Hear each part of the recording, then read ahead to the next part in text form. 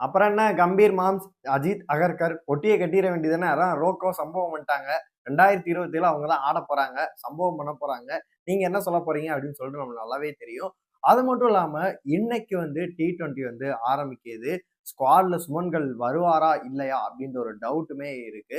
எல்லாத்தையுமே நம்ம ஃபுல்லாவே பார்த்துடலாம். ஹாய் மக்களே, நான் உங்க ஷாம். நிறைய பேர் வீடியோ பார்க்குறீங்க, லைக் பண்ணாம பார்க்குறீங்க. லைக் பண்ணிட்டு பார்த்தீங்க அப்படின்னா ரொம்பவே சந்தோஷமா இருக்கும். ஹைப் இருக்கும், ஹைப்பை கூட தட்டிவிடுங்க. இந்த வீடியோ பார்க்குற நீங்க எந்த ஊர்ல இருந்து பார்க்குறீங்க அப்படின்றத கமெண்ட் பண்ணுங்க. எந்த ஊர் அதிகமா வருது, எந்த ஊர்ல இருந்து நீங்க அதிகமா பார்க்குறீங்க அப்படின்றத நான் தெரிஞ்சுக்கிறேன். மறக்காம கமெண்ட் பண்ணுங்க. அதாவது இப்ப இன்னைக்கு வந்து T20 வந்து ஸ்டார்ட் ஆகுது சூரியகுமாரோட தலைமையில. ஃபர்ஸ்ட் நம்ம கௌதம் மாம்ஸை பார்த்துருவோம். இந்த மேட்ச் முடிஞ்ச பிறகு ஓடி சீரிஸ் வின் பண்ண பிறகு ஒரு பிரஸ் மீட் வந்து கொடுத்திருந்தாப்ல. அதுல வந்து கேட்டிருந்தாங்க, நிறைய கேள்விகள் கேட்டாங்க. அதெல்லாம் நான் ஒத்தி வச்சிடறேன், அதெல்லாம் நான் பார்க்க விரும்பல. அவங்க கேட்ட முக்கியமான கேள்வி என்னன்னா, 2027 ஓடி வேர்ல்டு கப் இருக்குல்லங்க, அதுக்கு என்னங்க அப்படின்ற மாதிரி நோக்கம் இருக்கா அப்படின்ற மாதிரி கேட்டாங்க. அதுக்கு அவர் என்ன சொன்னாரு அப்படின்னா, அதுக்கு இன்னும் 1.5 வருஷம் இருக்கே அப்படின்றத சொன்னாரு. அது மட்டும் இல்லாம உலகத்தின் தலை சிறந்த வீரர்களாக வந்து ரோஹித் சர்மா அண்ட் விராட் கோலி அவர்கள் 2 பேருமே இருக்காங்க. இந்தியா டீமுக்காக அவ்வளோ பண்ணியிருக்காங்க. அதெல்லாம் நாங்க கேட்கல. 27 அவங்க இருக்காங்களா இல்லையா? அதுக்கு இன்னும் 1.5 வருஷம் இருக்கு. உலகத்தின் தலை சிறந்த வீரர்களா அவங்க இருக்காங்க. இந்தியாவுக்கு நிறைய விஷயங்கள் பண்ணியிருக்காங்க. அத நாங்க கேட்கல. 27 அவங்க இருக்காங்களா இல்லையா? அதாவது இந்தியா டீமுக்கு அவங்க நிறைய பண்ணியிருக்காங்க. புரிஞ்சு போச்சு. அப்படின்ற மாதிரி தான் நம்மளுக்குமே இருக்கு. என்னைய பொறுத்தவரைக்கும் கண்டிப்பா அவங்க இருந்து தான் ஆவாங்க அப்படின்ற மாதிரி தான் எனக்குமே தோணுது. இவங்க ஏதாச்சும் பண்ணா தான் உண்டு. அப்ப 2 நாளா வந்து அஜித் அகர்கர் வந்து அவரோட பொசிஷன்ல இருந்து பார்த்தீங்கன்னா, ரிசைன் பண்ண போறாரு அப்படின்ற மாரி போயிட்டு இருக்கு. ஹோப்லி அது நடந்தா நல்லா இருக்கும். இவங்க 2 பேரும் மாறுனாங்க அப்படின்னா நல்லா இருக்கும். நம்ம சேனல்லே வந்து பார்த்தீங்கன்னா, ஒரு வீடியோ போட்டிருக்கோம்.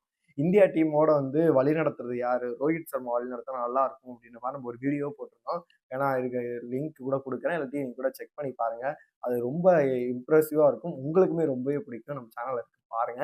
இப்ப T20க்கு வருவோம். 5 T20 சீரிஸ் வந்து சவுத் ஆப்பிரிக்காவுக்கு எதிரா வந்து பார்த்தீங்கன்னா ஆடப் போறாங்க. ஃபர்ஸ்ட் மேட்சே வந்து கட்டாக்ல நடக்கிறதுக்கு. இந்த பிட்சை பொறுத்தளவு பார்த்தீங்கன்னா, சேசிங் பிட்சு. கண்டிப்பா 200 ரன்னுக்கு மேலலாம் அடிக்க முடியாது. சாத்துலாம் சாத்த முடியாது. கண்டிப்பா வந்து ஒரு 180 அடிச்சாலே பார்த்தீங்கன்னா, ஆவரேஜா சூப்பராவே ஜெயிச்சுட்டு போயிரலாம்.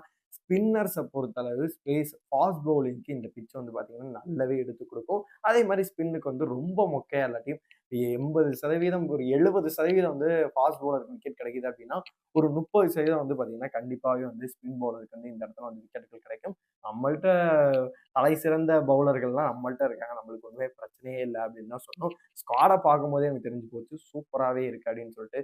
ஸ்குவாடு முக்கியம் இல்லடா, டாஸ் தான்டா முக்கியம் அப்படிங்கிற மாரி.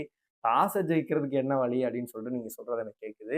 20 வருஷத்துக்கு அப்புறமேட்டு டாஸ ஜெயிச்ச மாரி 20 டாஸுக்கு அப்புறமே நம்ம டாஸ் ஜெயிச்சோம். கேப்டன்கள் மாறலாம், என்ன வேணா மாறலாம். டாஸ் மட்டும் ஜெயிக்க முடியாது அப்படின்ற மாரி இருந்துச்சு. ராகுல் ஜெயிச்சாரு. அதே மாரி டாஸ் ரொம்ப இம்பார்ட்டன்ட். டாஸ ஜெயிச்சு பவுல் பண்றேன்னு சொன்னா மட்டும் தான் அந்த மேட்ச் ஜெயிக்கிறதுக்கான பாசிபிலிட்டி ரொம்ப அதிகமா இருக்கு. சப்போஸ் வந்து நம்ம வந்து பேட்டிங் பண்றோம் அப்படின்னா, அதிக ரன்களே இந்த பிட்ச்ல அடிக்க முடியாது. 180 அடிச்சு அவங்க டிஃபெண்ட் பண்ணி ஜெயிக்கிற மாரி ஒரு கட்டத்துக்கு போவோம். அதனால என்னைய பொறுத்தவரைக்கும் நீட்டா வந்து பவுல் ஃபர்ஸ்ட் எடுக்கிறது நல்லது. டாஸ் ஜெயிப்பாங்க அப்படின்னு சொல்லிட்டு நம்பலாம். ஸ்குவாட பொறுத்தவரை நம்ம பார்த்துரலாம். சுமன் கில் ஃபிட்டா இருக்காரா இல்லைன்னு சொல்லிட்டு இன்ன வரைக்கும் அப்டேட் இல்ல. ஆனா ஸ்குவாட்ல அவர் பேர் இருக்கு. ஆனா அப்டேட்ல வந்த நியூஸ் படி பார்த்தீங்கன்னா, இன்னுமே அவர் வந்து கிளியரா வந்து குடுக்கல. அதாவது வந்து கிளியரன்ஸா குடுத்துருக்காங்க. அவரு ஸ்குவாட்ல ஆட் பண்ணியிருக்காங்க. இன்னுமே மேட்ச் ஃபிட்டா இருக்காரா அப்படின்றது வந்து இன்னுமே ஒரு பரிசோதனை போயிட்டு இருக்கு அப்படின்ற விஷயங்கள் தான் நம்மளுக்குமே காதுக்கு வருது. அதனால சப்போஸ் அவர் இல்ல அப்படின்னா பிரச்சனையே இல்ல. ஓடிஐல அவர் இல்ல என்ன தலை முழுகி போச்சா? அந்த பையன் மேல நான் சத்தியமா வன்மத்த கக்கவே இல்ல. கம்பீர் மாம்சு செய்யோட சேட்டைகள்னால தான் அந்த பையன் இந்த நிலைமை ஆனது. எல்லாத்துலயும் கூப்பிட்டு நொழைச்சு இன்னைக்கு பார்த்தீங்கன்னா இப்படி ஆயிப்போச்சு. கழுத்து உடைஞ்சு போய் வந்து தம்பி உட்கார்ந்துருக்காப்ல. இருந்தாலுமே நல்ல ஒரு பேட்ஸ்மேன் தான். என்னைய பொறுத்தவரைக்கும் இன்னும் ஃபியூச்சர் இருக்கு. ஃபியூச்சர்ல அவர பார்த்துக்கலாம் அப்படின்ற மாரி தான் எனக்கு தோணுது. இவங்களோட டயலாக் தான். ஃபியூச்சரை நோக்கி நாங்கள் பார்த்தோம். அவர நாங்க ஃபியூச்சர்லயே பார்த்துக்கிறோம் அப்படின்ற மாரி. என்னைய பொறுத்தளவு கில் இல்லன்னு அப்படின்னா, அந்த இடத்துல நான் இமிடியேட்டா சஞ்சு மாப்ள வா அப்படின்னு சொல்லிட்டு நான்லாம் வந்து ஸ்குவாட்ல ஆட் பண்ணிருவேன். ஓப்பன் வித் பார்த்தீங்கன்னா, சஞ்சு சாம்சன் அண்ட் பார்த்தீங்கன்னா, அபிஷேக் சர்மா. போட்டு ஊறி ஊறின்னு இங்கிட்டு ஒரு உரிப்பாரு அபிஷேக் சர்மா. இங்கிட்டு வந்து நிதானமாவும் அடிக்கவும் செய்வாரு, இதுவும் பண்ணுவாரு.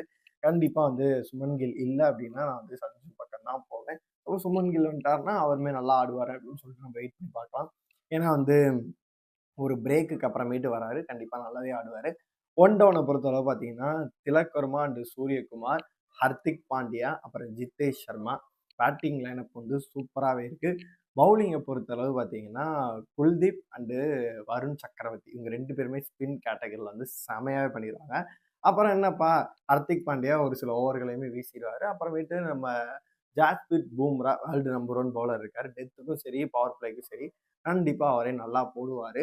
என்னைய பொறுத்தவரைக்கும் T20யும் சரி, ODIயும் சரி, ஒன் ஆஃப் த பெஸ்ட் பவுலரா நான் பார்க்கக்கூடியது அப்படின்னா, பூம்ராக்கு அடுத்து ஹர்ஷ்தீப் சிங் வந்து நல்லாவே பண்ணி குடுப்பாரு.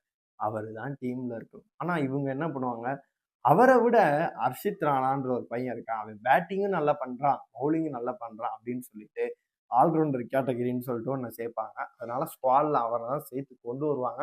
என்னைய பொறுத்தவரைக்கும் நான் ஹர்ஷ்தீப் சிங்கோட தான் போற மாரி நான் இது பண்ணுவேன். ஜித்தேஷ் சர்மா வந்து ஒரு ஹிட்டரா தான் அவங்க பார்க்குறாங்க. கண்டிப்பா வந்து ஒரு பவர் பிளேல வந்து முடிஞ்ச பிறகு ஒரு விக்கெட்டுகள்லாம் போன பிறகு, கடைசியில டெத்ல வந்து ஒரு 15 ஓவருக்கு மேல அவர் இறங்குனாரு அப்படின்னா நல்லா அடிப்பாரு அப்படின்னு சொல்லிட்டு, அவர வந்து ஒரு ஹிட்டரா தான் பார்க்குறாங்க.